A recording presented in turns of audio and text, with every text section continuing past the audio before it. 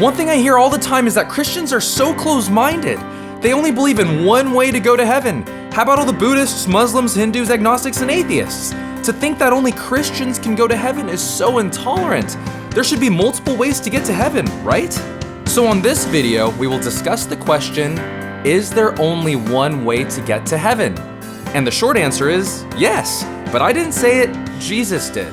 John 14:6, Jesus said to him, I am the way, the truth, and the life. No one comes to the Father except through me. And the passage specifically states that Jesus is the only way a person can get to God the Father who is in heaven. And a lot of people have a problem with this. Why can't God allow people of all kinds of beliefs into heaven? That's so close-minded, and if anything, it's unloving. If God really loved all people the way he says he does, he'd allow all people into heaven. Now, this can be a hard question for Christians to answer, so we will address this question in illustration time. Now, let's say you're flying on a plane traveling out of the country. You're all excited to travel, you got your books, your tablets, your go-to Disney movies, and right after you take that selfie, you decide to take a quick nap.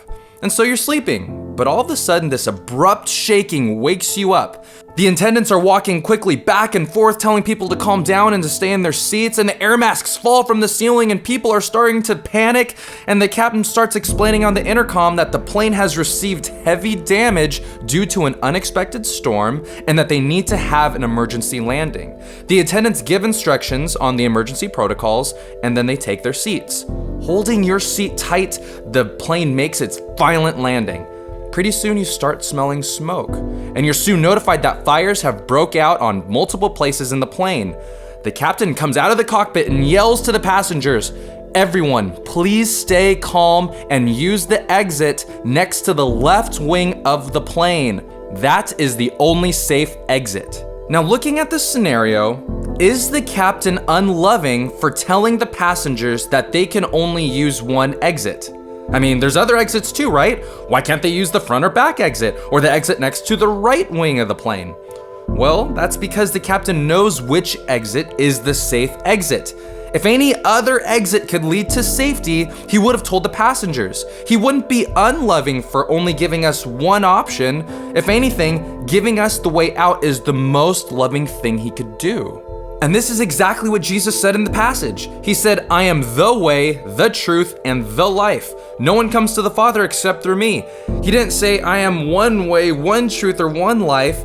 He said, I am the one and only way, the way. There are no other ways to get to heaven. People can say God is unloving for being so close-minded, but in reality, Jesus is absolutely loving because he made a way for all of us to have eternal life after we die, and that's through his death on the cross for all the wrong things that we've done. So if Jesus said he's the only way to heaven, there's only two options. He's either right or he's wrong. And if you think he's wrong, that's fine, but make sure you have good reasons to believe why he's wrong, and make sure you look at Jesus' arguments on why he's right.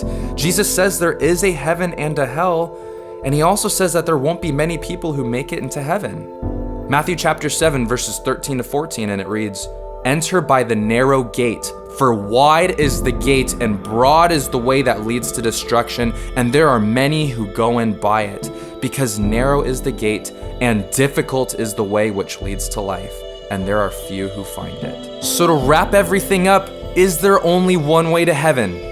And the answer is yes, through Jesus Christ. And he's not unloving or closed-minded because he said there's only one way. He's absolutely loving because he's letting us know that there is a sure way to have life after death. Romans chapter 5, verses 8 and 9. But God demonstrates his own love toward us, in that while we were still sinners, Christ died for us.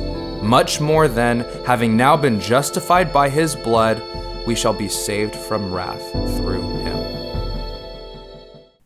Hey everyone, thanks for watching. So if the topic of salvation interests you, we actually made a video about it not too long ago entitled, How Can Someone Be Saved? So check it out, leave a comment, don't forget to like and subscribe, and we'll see you guys next time. God bless.